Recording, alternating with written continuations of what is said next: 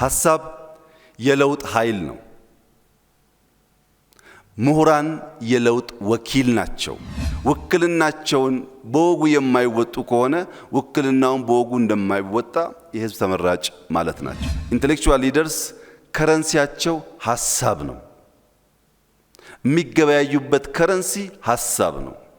ያንን ከረንሲ በደንብ የማያቅ ኢንተሌክቹዋል ሊደር መሪ ነኝ ቢልም ያሻውን ማሳካት አይችልም። ሰው የያዘውን ከረንሲ አውቆ የት ጋር እንደሚገበያይ ማወቅ አለበት፣ ወይም ከረንሲውን ዩኒቨርሳል ማድረግ አለበት።